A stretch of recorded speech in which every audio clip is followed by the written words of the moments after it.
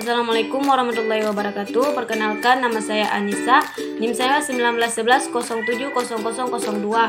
MK Pengembangan Karir AUD. Saya dari Prodi PG PAUD. Di sini saya akan menjelaskan pokok pembahasan dari makna profesional, landasan hukum, jenis kompetensi, tugas dan tanggung jawab.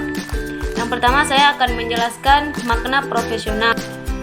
Poin pertama, makna profesional. Profesional adalah seseorang yang menjalankan profesinya secara benar dan melakukannya menurut etika dan sikap-sikap profesional.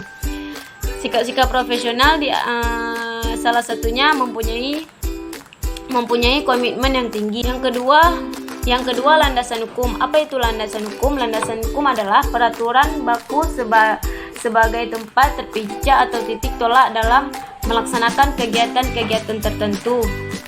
Yang ketiga, jenis kompetensi. Jenis kompetensi terbagi menjadi 5 jenis. Yang pertama, kompetensi kepribadian, yaitu kemampuan untuk bersikap dan berperilaku sesuai dengan kebutuhan psikologis anak, sesuai dengan norma agama, budaya, keyakinan anak, dan menampilkan diri sebagai pribadi yang berbudi pekerti luhur. Yang kedua, kompetensi profesional terkait dengan kemampuan untuk memahami tahapan perkembangan anak, pertumbuhan dan perkembangan anak, kemampuan untuk memberikan rangsangan pendidikan, pengasuh dan perlindungan, dan kemampuan untuk membangun kerjasama dengan orang tua dalam pendidikan, pengasuh dan perlindungan anak. Yang ketiga, kompetensi pedagogik adalah kemampuan yang terkait dengan merencanakan kegiatan program pendidikan, pengasuhan dan perlindungan, melaksanakan proses dan melaksanakan penilaian terhadap proses dan hasil pendidikan, pengasuh dan perlindungan. Yang keempat adalah kompetensi sosial. Kompetensi sosial adalah kemampuan guru dalam beradaptasi dengan lingkungan dan berkomunikasi secara efektif dengan anak didik dan orang tua. Kompetensi yang ditunjukkan melalui kemampuan pendidik dalam menyesuaikan dengan teman sejawat, menaati aturan lembaga, menyesuaikan diri dengan masyarakat sekitar, akomodatif terhadap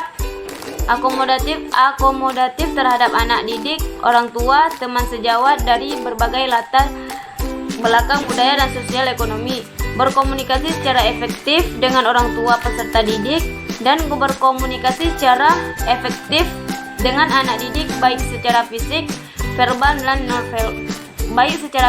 nonverbal dan verbal.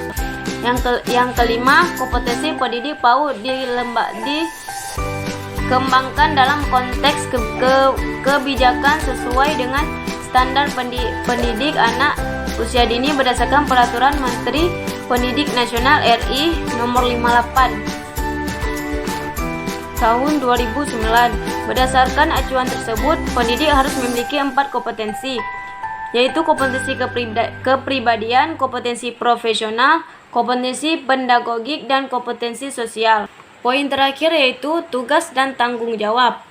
Tugas dan tanggung jawab adalah menjadi pendidik anak usia dini harus diusahakan atau ditumbuhkan oleh pendidik PAUD itu sendiri. Meskipun sudah memiliki sertifikat sebagai pendidik PAUD, seorang pendidik harus terus berusaha untuk meningkatkan dirinya sebagai bentuk tanggung jawab yang tinggi terhadap status profesional yang dimiliki. Sekian dari saya, mohon maaf jika ada kesalahan kata-kata. Saya akhiri, wabillahi taufiq wal hidayah. Assalamualaikum warahmatullahi wabarakatuh.